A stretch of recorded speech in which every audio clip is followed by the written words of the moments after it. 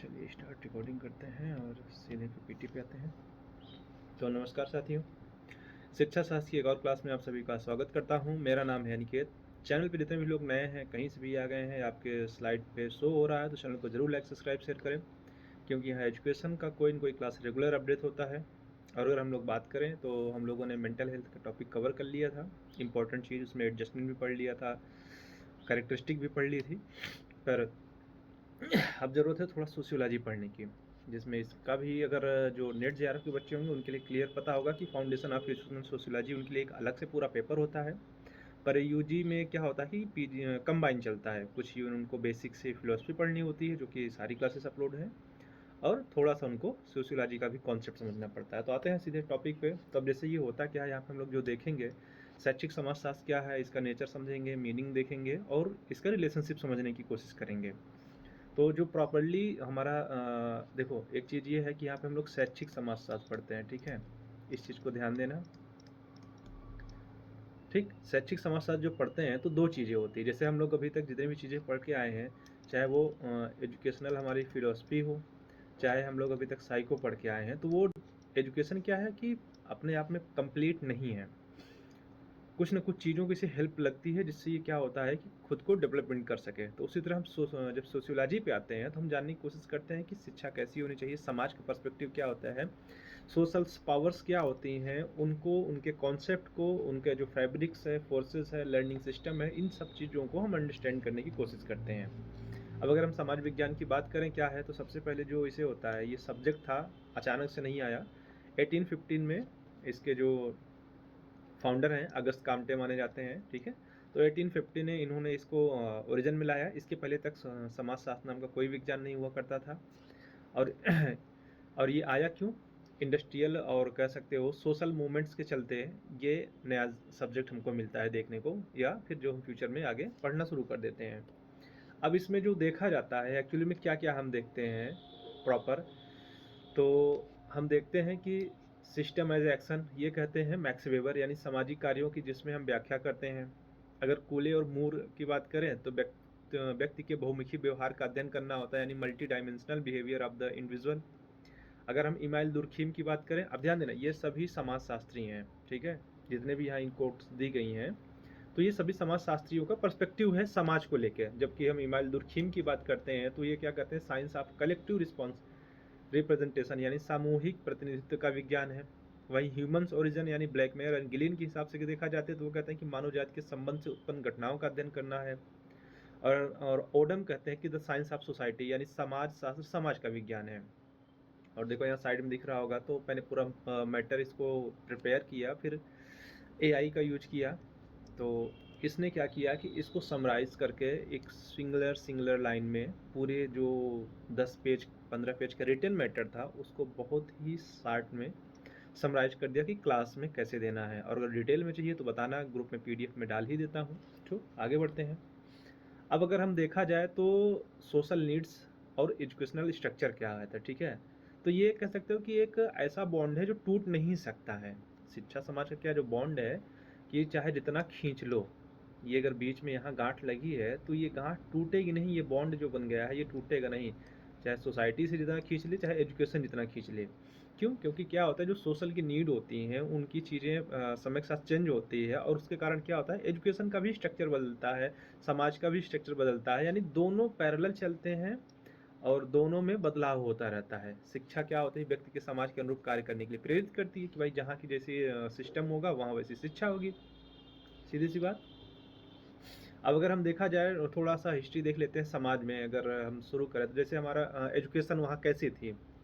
तो अगर हम सोशल टाइप्स देख लें, सबसे पहले एंशिएंट और मिडिवल काल में देख लें, तो वहाँ पे जो मुख्य मुद्दा था होता था वो धर्म यानी रिलीजन होता था।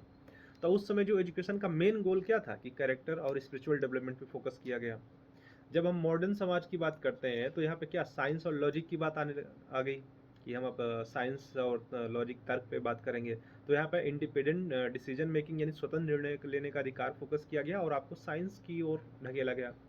अगर हम फासिस्ट समाज की बात करें तो स्टेट सुप्रीमेसी यानी शासक की इच्छा होती थी, यानी जैसा राजा वैसी शिक्षा होती थी। Absolute obedience, sacrifice in the state, यानी राज्य के प्रति भक्ति, स्वयं को बलिदान करना।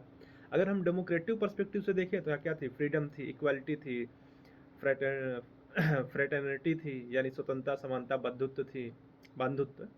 तब यहाँ पे क्या होता है कि रुचियों यानी इंडिविजुअल पोटेंशियल और होलिस्टिक ग्रोथ को फोकस किया गया, यानी आपकी जो रुचि योग्यता के अनुसार शिक्षा दी है। यानी कहने का मतलब यहाँ पे ये समझाने का था कि जैसा हमारा समाज होगा वैसी शिक्षा होगी। जैसे अगर हम प्रयोजनवादी देख लें, प्रयोजनवाद आप लोगों को पढ़ा चुका हूँ, तो ये क्या था, इसका प्रयोजनवाद जो हमारी फिलोसफी थी वो क्या होती थी कि वो, एक मिनट, इसका यहाँ से हम थोड़ा ये लेते हैं, हमारी ब्लू कलर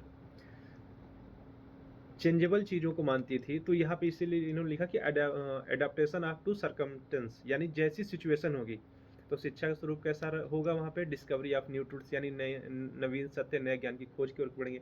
अगर हम मटेरियलिस्टिक हो जाते हैं यानी भौतिकवादी हो जाते हैं, जाहिर सी बात है कि वेल्थ और मटेरियल कंफर्ट पे ज़्यादा फोकस करेंगे, यानी भौतिक सुविधाओं और धन पे देंगे, यानी इकोनॉमिक एडवांसमेंट और आर्थिक क्षेत्रों में, यानी एजुकेशन गोल बदल जाएगा। अगर हम आइडियलिस्टिक बात करते हैं आदर्शवादी समाज में, तो विचार तथा बुद्धि का मेल होगा।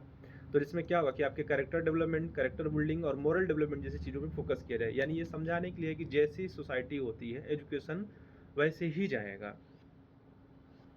अब इसमें एक चीज़ अभी हम लोग अगली क्लास में पढ़ेंगे, मतलब जो ये कवर कर लेंगे, लेकिन यहाँ पे एक चीज़ जान लो कि जो हमारा कल्चर होता है उसका स्थानांतरण होता है, किसके द्वारा होता है, एजुकेशन के द्वारा। और इसमें क्या होता है, कैसे होता है, सोशल डिटर्मिनेशन होते हैं और फिर क्या होता है, सोशल इंटरेक्शन होता है।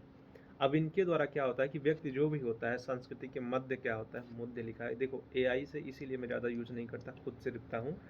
आप एआई से जब करोगे तो कुछ न कुछ गलतियाँ मिलना स्वाभाविक है। तो व्यक्ति व सांस्कृतिक मध्य क्या होता है कि फलस्वरूप बालक समाज की सांस्कृतिक मूल्यों को ग्रहण करता है। यानी क्या होता है कि जैसे पहले भी बता चुका हूँ, साइको की थ्योरी में बता चुका हूँ कि कोई भी बच्चा होता है तो वो कोई भी चीज़ शुरू से नहीं अडाप्ट करता है, उसे सीखना पड़ता है। तो वही चीज़ यहाँ बात करते हैं, पर हम आगे आते हैं। अब हम आते हैं एजुकेशनल सोशियोलॉजी पे। द इंटरवन फैब्रिक, यानी ताना बाना की अगर हम बात करें कि कहाँ से जन्म होता है शैक्षिक समाजशास्त्र, भाई सोशियोलॉजी भी हमने आपको दिखाया कि एक अलग डिसिप्लिन है। अब यहाँ पे एजुकेशन अपने आप में अलग है, तो फिर ये आया कहाँ से, तो इसका जो एक नया ओरिजिन होता क्या है कि समाजशास्त्र के जो उद्देश्य उनके शैक्षिक प्रक्रिया द्वारा प्राप्त करने का जो हम प्रयास करते हैं उसी को हम क्या करते हैं, एजुकेशनल सोशियोलॉजी कहते हैं। इसके फाउंडर थे जॉर्ज पेन। ध्यान देना, ये कई बार एग्जाम में आता है, खासकर कॉम्पिटेटिव एग्जाम में अक्सर आ जाता है, पूछ लिया जाता है कि शैक्षिक समाजशास्त्र के जनक कौन है। तो शैक्षिक समाजशास्त्र के जनक को जॉर्ज पेने माने जाते हैं 1928 में, और उन्होंने बुक भी लिखी थी, प्रिंसिपल ऑफ एजुकेशन सोशियोलॉजी। और फिर इस चीज़ को आगे बढ़ाने में जब हम एजुकेशनल सोशियोलॉजी परस्पेक्टिव बात करते हैं, तो जॉन डीवी ने कहा सामाजिक चेतना सोशल कॉन्शियस पर विकसित करने पे बल दिया।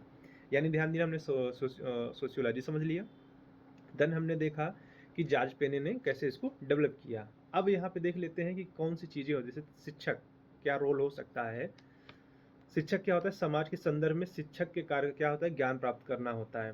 यानी शिक्षक क्या करेगा, नॉलेज लेगा, देन वो हमें प्रोवाइड कराएगा। आइडियोलॉजी क्या होती है, विचारधारा, प्रजातांत्रिक विचारधाराओं को समझना होता है। प्रवृत्तियाँ क्या होती हैं, यहाँ पे ट्रेंड्स क्या होते हैं कि सामाजिक, आर्थिक, सांस्कृतिक प्रवृत्तियों को शिक्षा के साधन के रूप में समझना। जितनी भी चीज़ें हैं एज इनको हम ले लेंगे एजुकेशन के टूल्स के रूप में। मेथोलॉजी क्या होती है कि applying research methodology to achieve educational goal, यानी उद्देश्यों को प्राप्त करने के लिए अनुरूप अनुसंधान विधियों का हम यूज करते हैं। अब जैसे यहाँ पे देख लेकर हम एक स्टूडेंट को सेंटर पर रख देते हैं, जैसे ये हमारा स्टूडेंट है, तो सबसे पहले जो इसका इंटरवेशन होगा, कनेक्शन होगा, शिक्षक और कक्षा के बीच के अंदर सामाजिक अंतरक्रिया होगी।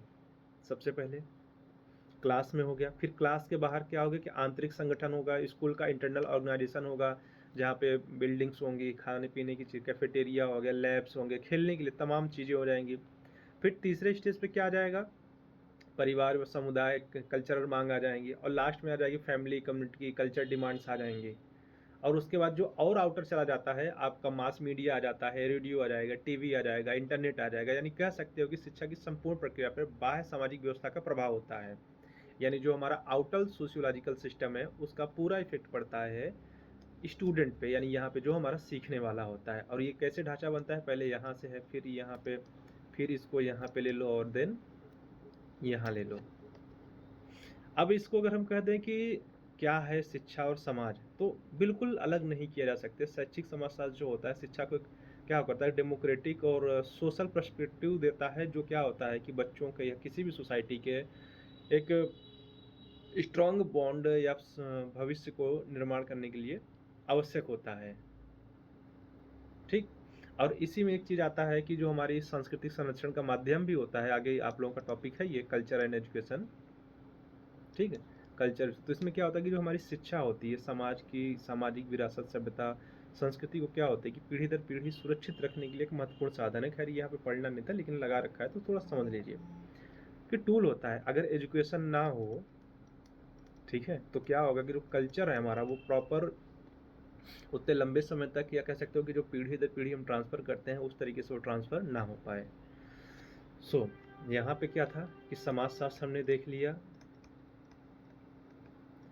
अगस्त कामटे द्वारा लाया गया, ठीक है।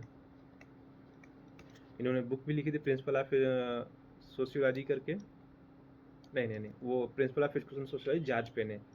फिर आते हैं जॉर्ज पेने जिन्होंने एजुकेशनल सोशियोलॉजी लाया,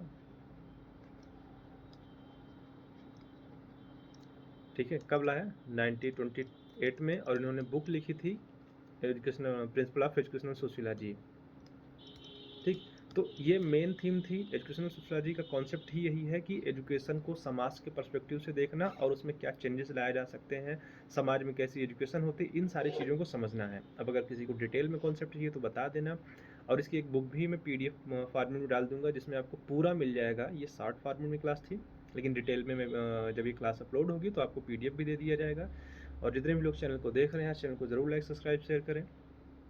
हमने थोड़ा AI का हेल्प लिया, पर मैं खुद ही कह रहा हूँ कि इसके जो वर्ड मीनिंग्स है उनसे सेटिस्फाइड नहीं हूँ, बट हाँ स्ट्रक्चर काफ़ी अच्छा बनाया है, जो कि काफ़ी अच्छा लगा है। लेकिन मैं अगली क्लास कोशिश करूँगा कि AI से ना हो, हमारा खुद का रिटन मैटर हो, मुझे ज़्यादा अच्छा लगेगा और उसमें क्या होता है कंप्लीट जानकारी होती है।